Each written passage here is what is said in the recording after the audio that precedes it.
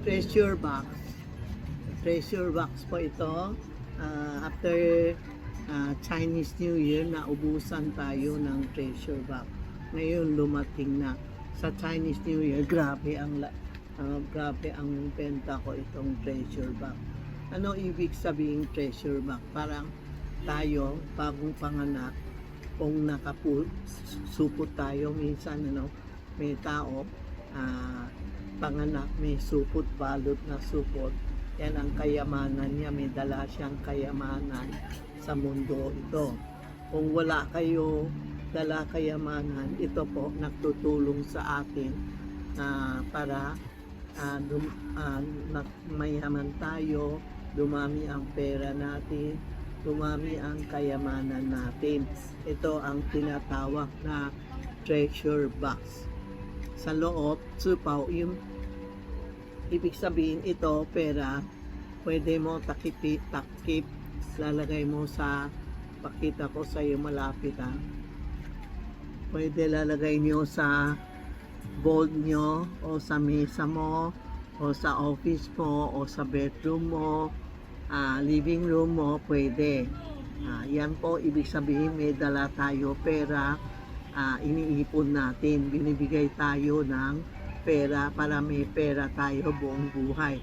Kasi iba nakikita mo, wala siyang dalang pera, nagiging pulubi o nagiging mahirap, trabaho ng trabaho, walang na ipon. Halimbawa, pasok, labas. Kailangan natin itong treasure box para gumanda ang buhay natin. Ito ang tinatawag na treasure box. Lalagay natin sa office o sa bodega. Mas maganda sa bedroom o sa office. Pwede din sa vault para walang gagalaw ang pera natin. O pwede mo sa cabinet, walang gagalaw ang treasure box natin po, no? Tapos marami din nakahanap na Tita Maxi, anong pwede para may pera tayo sa ito. Basta hindi tayo pulubi, hindi tayo nakhihiram, pwede na pag sobrang daming pera. Pag maraming pera, sakit ulo mo, di ba?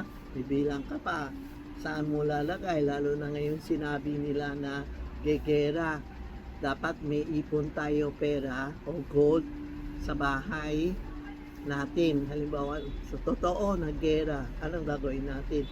Dapat may pera tayo sa bahay, hindi lahat sa bangko. Pag nasa bangko, ibig sabihin, pera mo na sa bangko, o pag sarado ng bangko, sarado din pera mo. So, wag lahat na pera lalagay sa bangko. Minsan lalagay mo sa bahay nyo, kunti, may ipon tayo, kunti pera sa bahay. Ito yung key of success, pangbukas ng bagong buhay, lalo na itong Chinese, tapos ng Chinese New Year, January na, medyo maraming darating business. Iba nagte-thank you kay Tita Maxi, bumanda ang buhay nila this January, ganon. Sabi ko, di maganda, meron sila key of success, pangbukas ng bagong buhay natin po. Ito ang pwede lalagay mo sa vault nyo, sa kahan nyo, sa bag nyo. Halimbawa, may bago kang bukas, meron ka bago, o susunod buwan may bago kang appointment o agreement, sign of contract, dala mo ito para mabilis makuha ng mga job nyo, o mabilis kumuha ng mga business nyo. Ito ang key of success. Pwede lagay sa mesa, pwede lagay sa bag nyo, dala nyo, is key of success. Ito po, no? Yan, itong dalawa, dala mo ito sa board mo o sa office mo. Huwag pahawak sa ibang tao, ikaw lang. Walang sharing Alam mo pong sui po, walang sharing. Pag isayo, sayo ha. Hindi pwede hihiram ako, ganon. Huwag po ha. Tapos meron kaming dumating na panty. Lahat na size meron. Medium, large, XL, 2XL, 3XL, 4XL, and 5XL. Dumating na lahat na panty ko kasi naubusan tayo sa Chinese New Year. Kompleto na ang panty namin ha. Come and magbili na kayo, mag-order na kay Inday o kay Rena. Yan po ha.